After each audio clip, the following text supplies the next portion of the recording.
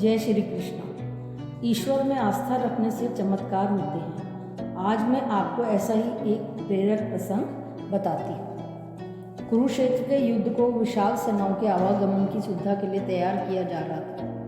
उन्होंने हाथियों का इस्तेमाल पेड़ों को उखाड़ने और जमीन साफ करने के लिए किया। ऐसे ही एक पेड़ पर एक गौरैया अपने 4 बच्चों के साथ रहती थी। जब उस पेड़ को उखाड़ा जा रहा था तो उसका घोंसला जमीन पर गिर गया, लेकिन चमत्कारी रूप से उसकी संतानें बच गईं। कोई अनहोनी नहीं हुई, लेकिन वो अभी बहुत छोटे होने के कारण उड़ने में असमर्थ। कमजोर और भयभीत गौरैया मदद के लिए इधर उधर देखती रही।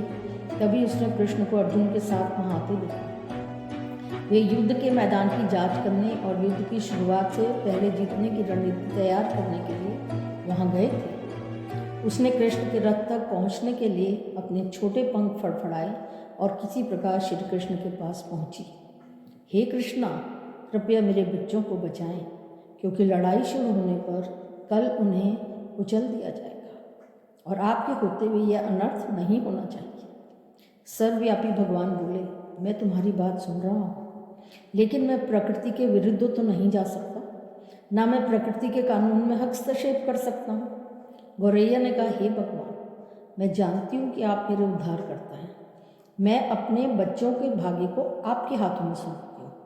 अब यह आपके ऊपर है, आप उन्हें मारते हैं या उन्हें बचाते हैं।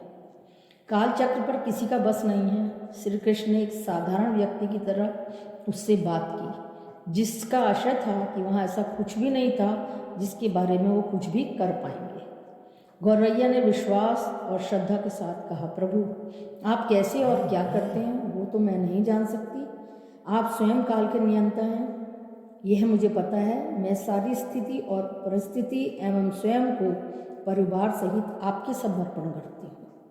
भगवान बोले, अपने घोंसले में 3 सप्ताह के लिए भोजन का संग्रह कर लो। गौरैया और श्री कृष्ण के संवाद से अर्जुन गौरैया को भगाने की कोशिश कर रहे थे। गौरैया ने अपने पंखों को कुछ मिनटों के लिए फुलाया और फिर अपने घोंसले में वापस चली गई। 2 दिन बाद शंख के उद्घोष से युद्ध के शुरू होने की घोषणा की गई। कृष्ण ने अर्जुन से कहा कि अपने धनुष और बाण को मुझे दे दो। अर्जुन चौंका, क्योंकि श्री कृष्ण ने युद्ध में कोई भी हथियार न उठाने की शपथ ली थी और इसके अतिरिक्त अर्जुन का यह भी मानना था कि उससे अच्छा धनुर्धर तो कोई है ही नहीं, तो क्यों नहीं श्री कृष्ण उसको बता देते कि कहाँ निशाना साधना है। उसने कहा, मुझे आज्ञा दे भगवान। अर्जुन ने दृढ़ विश्वास के साथ कहा, मेरे तीरों के लिए कुछ भी अभेद्य नहीं है। आप इशारा करें, मैं तीर चला दूंगा। श्री कृष्ण ने कुछ नहीं कहा, चुपचाप अर्जुन से धनुष लेकर एक हाथी को निशाना बनाया, लेकिन हाथी को मार के नीचे गिराने के बजाय तीर हाथी के गले की घंटी में जा टकराया और एक चिंगारी सी उड़ गई। अर्जुन को यह देखकर बहुत हंसी आई और वो अपनी हंसी नहीं रोक सके कि श्री कृष्ण एक इतना आसान निशाना भी चूक गए, इसे भी ठीक से नहीं लगा पाए। उसने कहा, क्या मैं प्रयास करूं भगवान?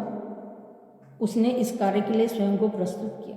उसकी प्रतिक्रिया को नज़रअंदाज करते हुए कृष्ण ने उन्हें धनुष वापस कर दिया और कहा कि कोई और कार्रवाई करने की आवश्यकता नहीं। लेकिन केशव, आपने हाथी को क्यों तीर मारा? अर्जुन ने पूछा। क्योंकि इस हाथी ने उस गौरैया के आश्रय उसके घोंसले को, जो कि एक पेड़ पर था, नीचे गिरा दिया था। कौन सी गौरैया? अर्जुन ने पूछा। इसके अतिरिक्त हाथी तो अभी स्वस्थ और जीवित है, केवल घंटी ही टूट कर गिरी है। अर्जुन के सवालों को नज़रअंदाज करते हुए श्री कृष्ण ने उसे शंख फूंकने का निर्देश दिया। युद्ध शुरू हुआ। अगले 18 दिनों में कई जानें चली गईं। अंत में पांडवों की जीत हुई। एक बार फिर श्री कृष्ण अर्जुन को अपने साथ लेकर सुदूर क्षेत्र में भ्रमण करने के लिए गए।